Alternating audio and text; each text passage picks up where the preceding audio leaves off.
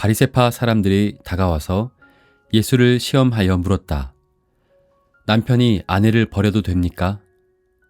예수께서 그들에게 대답하셨다. 모세가 너희에게 어떻게 하라고 명령하였느냐?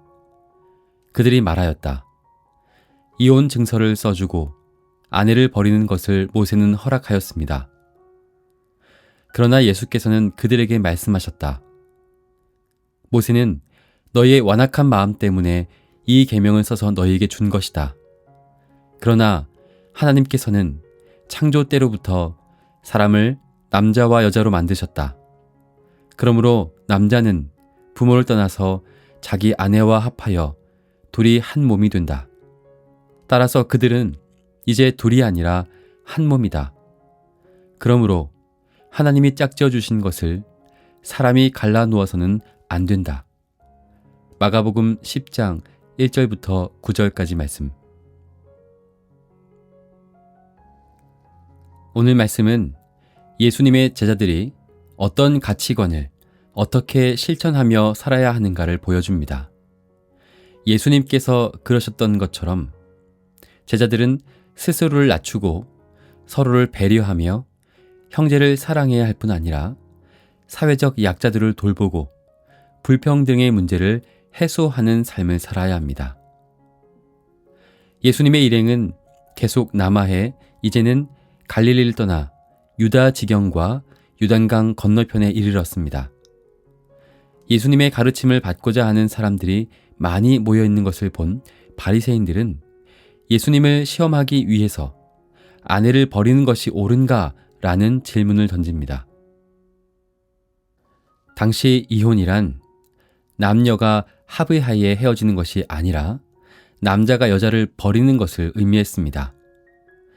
게다가 당시 여성의 지위가 낮았기 때문에 이혼을 당한 여성은 당장 생계가 어려울 수밖에 없었습니다.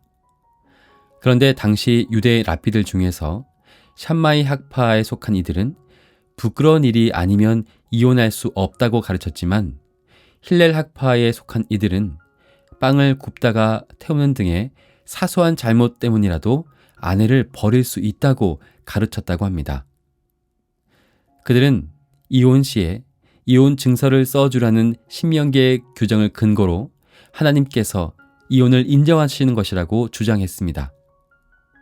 그러나 신명기의 규정은 어쩔 수 없이 이혼해야 할 때 여성의 재혼을 보장하기 위해 주어진 것입니다. 그렇기에 예수님은 창세기에 기록된 율법의 원리부터 다루심으로써 그들의 논리를 깨뜨리십니다. 물론 예수님의 이러한 가르침은 오늘날 어쩔 수 없이 겪게 되는 불행한 이혼을 포함한 모든 이혼을 금지하신 것이라고는 할 수 없습니다.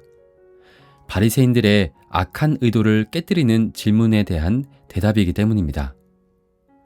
예수님은 결혼 관계에서마저 언제 쫓겨날지 모르는 상황에 있었던 여성들을 보호할 것과 하나님 앞에서 남녀는 평등하다는 사상을 가르치셨습니다.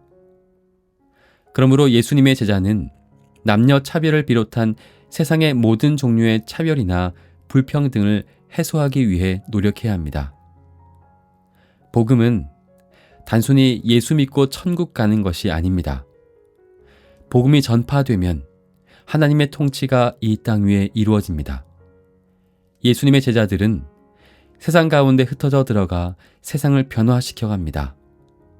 천대받고 멸시당했던 당시 여성과 노예들이 복음을 받아들이고 하나님의 자녀가 되어 교회를 이루었고 변화를 주도해 나갔습니다. 이러한 역사가 오늘 우리 시대에도 일어나면 좋겠습니다. 사순절 26째 날, 오늘 나의 일상에서 일어나는 차별과 불평등을 인식하고 평화를 이루는 작은 변화를 만들어갈 수 있기를 바랍니다. 주님, 오늘 우리가 예수님의 눈과 마음으로 일상을 대할 수 있게 하옵소서. 알고 행했던 혹은 알지 못하고 따르던 차별과 불평등을 깨뜨리는 작은 실천 하나를 행할 수 있는 용기와 믿음을 주옵소서. 아멘.